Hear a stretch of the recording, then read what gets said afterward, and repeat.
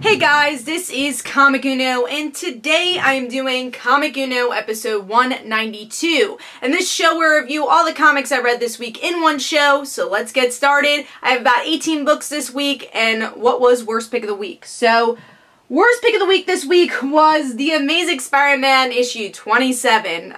This book, I think it's mostly because I was so disappointed with it. You know, I was really looking forward to this whole Norman Osborn storyline, but so far it's been really boring. And how do you make Norman Osborn boring? I don't know. But it just feels like there's no character story here. It's just action, and Norman wanted to fight Spider-Man, and Spider-Man wanted to fight Norman, and that's pretty much it.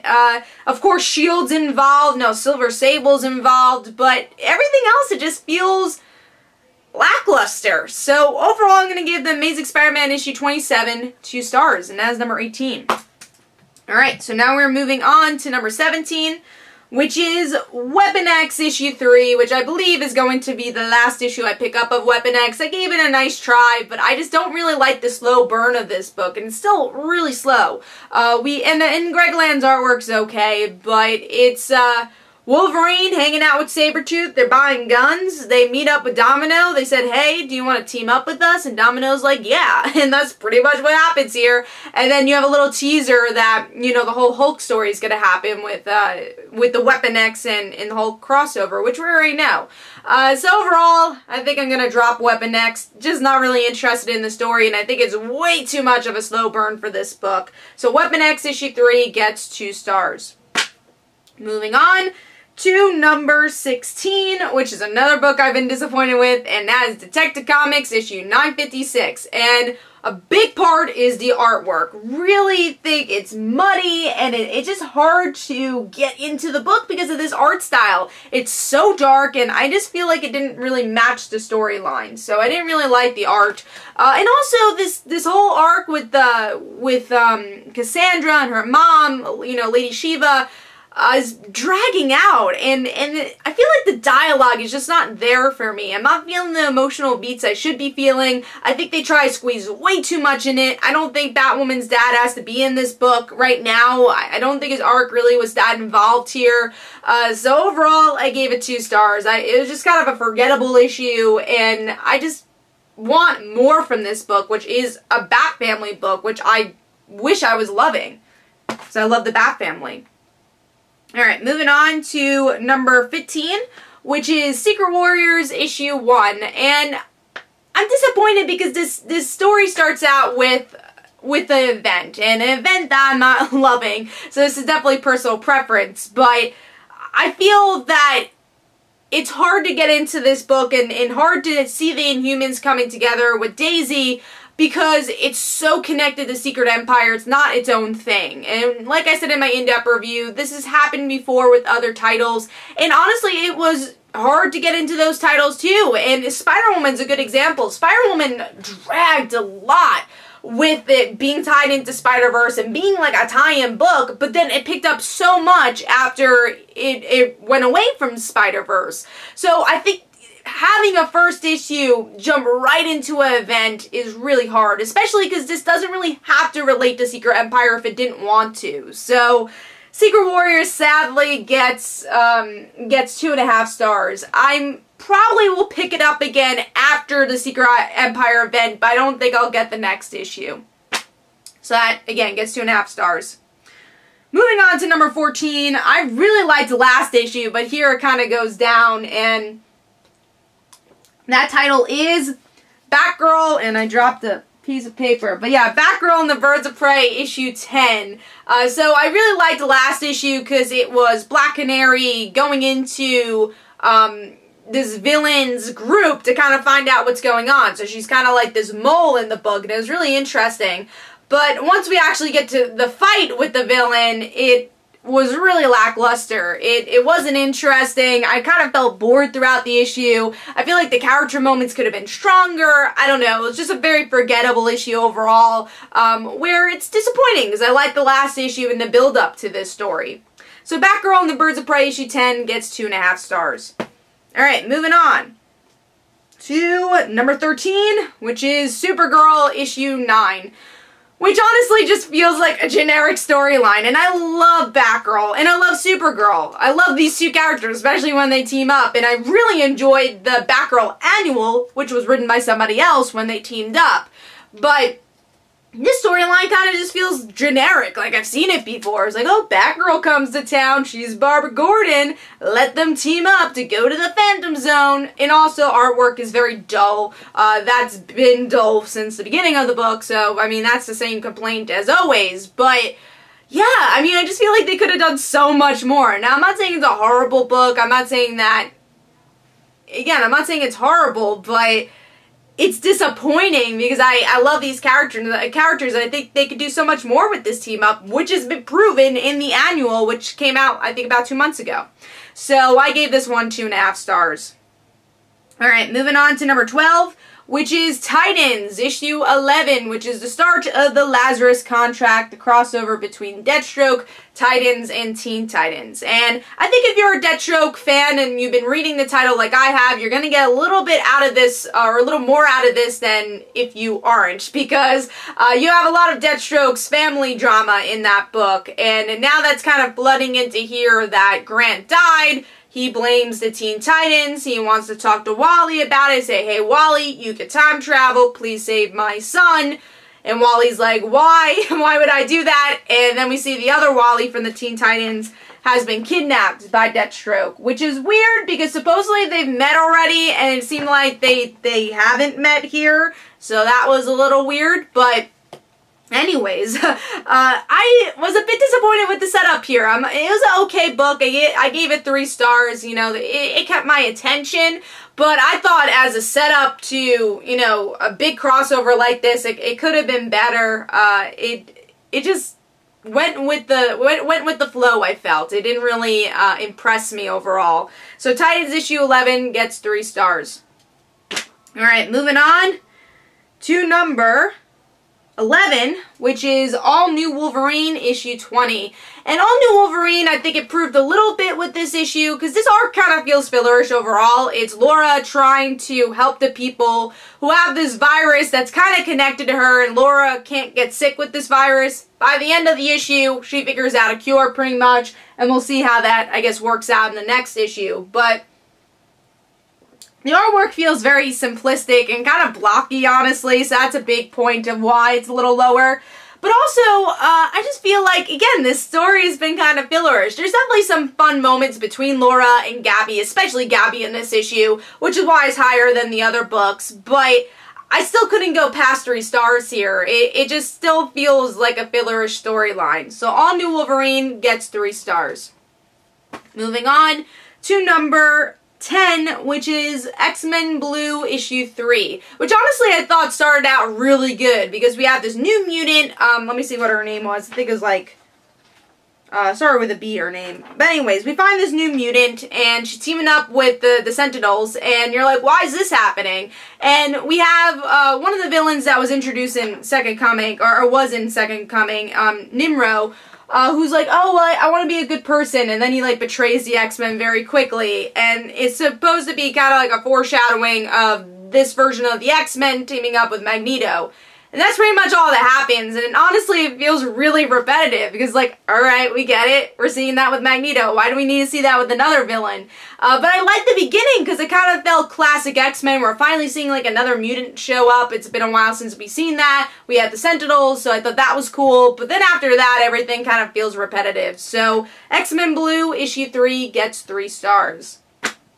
Alright, moving on to number 9, which is Copperhead, issue 13, which is also kind of a forgettable issue. It's our main character still figuring out who killed the mayor, and she finds out that the mayor had an affair with someone. They knew that, and she was looking to see who that person was, and she ends up getting killed. So is it the mayor's wife who killed him? We'll have to find out. But that's kind of all the story that happens. It's very much a one puzzle piece to the bigger mystery. So I gave it 3 stars. It was still entertaining, but definitely a bit forgettable. So Copperhead issue 13 gets 3 stars. Alright, moving on to number 9, which is Action Comics issue 979, which I like the Lois and Clark stuff, even if the artwork was, I liked it, but it was a bit stiff with the facial expressions. I thought they could have done a little bit more with that, and with posture in general. Could have been more exciting in this book, but it's pretty much Lois and Clark buying an apartment in the city, and they're like, how are we going to tell John? And there's a lot of cute moments there, but the fan service-ness of bringing all these Superman villains together was kind of boring, honestly. I didn't really care about their expedition,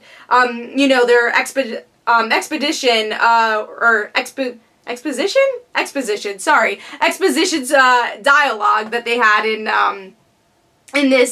this issue. And I think if you're a hardcore Superman fan, you'll like it. It's like, oh, cool, Cyborg Superman's back. I'm not a hardcore Superman fan. It kind of just felt like fan service to me. So, Action Comics issue 979 gets 3 stars for that. But there were some cute moments between Lois and Clark, like I mentioned. Alright, moving on to number 7. I think this is the lowest this title has been in a while, but Ms. Marvel issue 18. So, this issue had so much potential because it's a Bruno-centric issue. I love Bruno. He's a great supporting character. But all it is it's him in Wakanda, and we see they try to help out a friend get this rock, or, you know, this element, and help him with this experiment, and Bruno thinks it's because this guy wants to, you know, impress a girl, and Bruno finds out it was actually him wanting to help Bruno with his disability. And I feel like this would have been a powerful story if we've seen Bruno's friendship with this person previously in other issues. Also, I would have liked a little bit more on the emotional impact that he's had with his disability. I feel like that was only touched on the surface with this issue. So overall, I feel like they could have done so much, but it was a filler in the end. So Ms. Marvel issue 18 gets 3 stars. Alright, so now we're moving on to number 6, which is the Amazing Spider-Man Renew Your Vows, issue 7.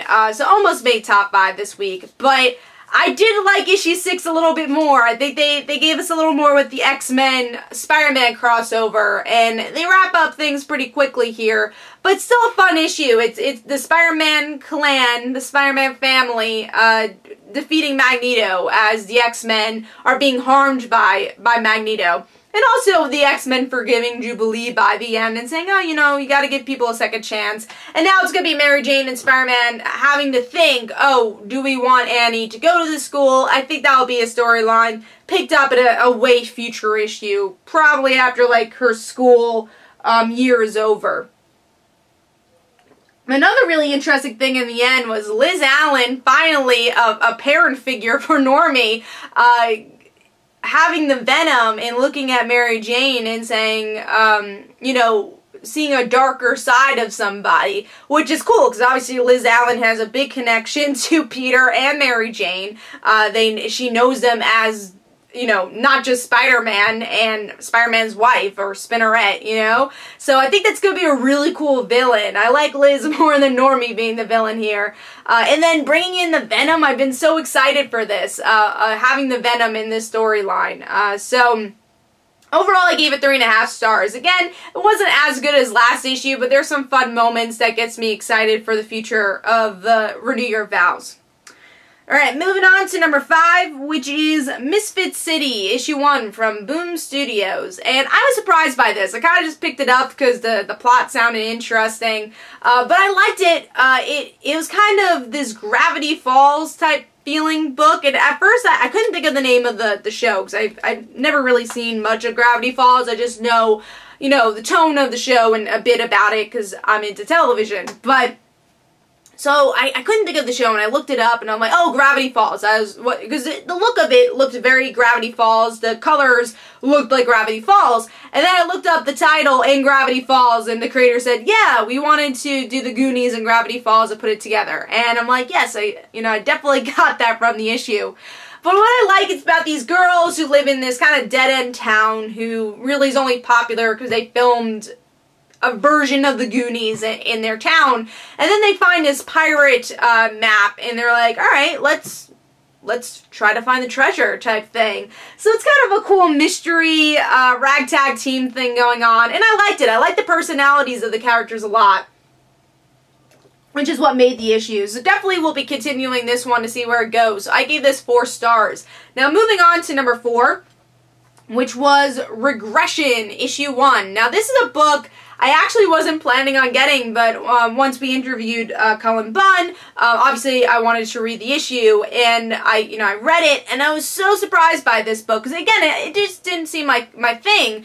But I liked it. It's about this guy, Adrian, who's seeing bugs, and we find out it's because of his own past lives. And he goes sees a hypnotist because of his friend Molly to figure out, all right, why am I seeing these things? And Molly's being very supportive, saying, I don't want you to go to a mental hospital, so let's, figure out other options to try to help you. And then in the end, the hypnotist ends up dying, so... Or at least in the process of dying, I guess. He might not be dead, but it looks like he is in the end of the issue. And the artwork is so clean and crisp. It's so good. So a lot of great story. And after talking to Cullen Bunn, it looks like it's gonna, up the ante even more as the issues go on. So I really liked it. Really surprised by this one. So even if you don't love the premise, I say give it a try. Again, it really surprised me, and that's mostly because of the characters. So Regression issue 1 gets 4 stars.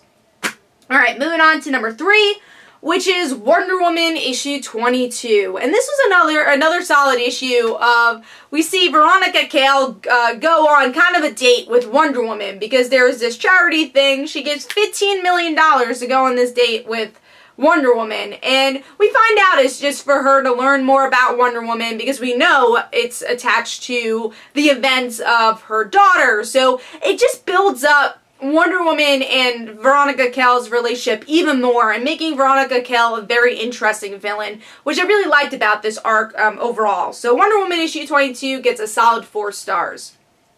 Moving on to number 2, which is Silver Surfer issue 11, which I really enjoyed this issue because it's Dawn wanting to go back home because she knows that her twin sister just gave birth. So it's all these different obstacles they have to go through, which kind of gets long, but I guess that's the purpose, because you're kind of like Dawn saying, all right, let's go. So that's kind of a negative, but a positive at the same time. But by the end, you get a huge cliffhanger that Dawn's dad looks like he died between that time that Dawn's sister had the baby, and we don't know how, why this happened and how it happened. So really powerful issue, and I'm glad Silver Surfer is back on track, because I think it kind of lost its way in the past couple of issues, but going back to the family element and the emotional element really helped the book. So Silver Surfer issue 11 gets a solid 4 stars, and that is number 2. Now we're moving on to number 1, which is Superwoman issue 10. I think this book was a big improvement from what we've been getting, and it's Lana figuring out what type of hero she is without the abilities, if she even wants to be a hero, dealing with her anxieties and just dealing with those emotions. And by the end, they find out that the Insect Queen suit, which is a cool throwback to Lana Lang being the Insect Queen, and also Superwoman, the original Superwoman Lucy, having to use a suit to have her abilities. And, she now uses a suit to be Superwoman, and she has her powers again. And that's pretty much the whole story. But I just feel like it was an improvement, because the artwork is paneled a lot better, the story, I think, flows better, and it was a kind of cool journey for Lana Lang, and it feels like a good beginning to finally get into the nitty-gritty of a Superwoman series. So Superwoman issue 10 gets a solid 4 stars. Now, as you can see, there's kind of some lackluster books in there, so let me know in the comments below. Was it a lackluster week for you? Did you have some good comics? Let me know. What was your worst pick of the week? What was your best pick of the week? And everything in between. Hopefully you guys enjoyed. This is Comic Don't forget to follow me on Twitter. Don't forget to like my Facebook page. Also, description below, there are links for my comic book, Like Father, Like Daughter. And don't forget to like the Facebook page of Like Father, Like Daughter. And I'll see you guys later. Bye.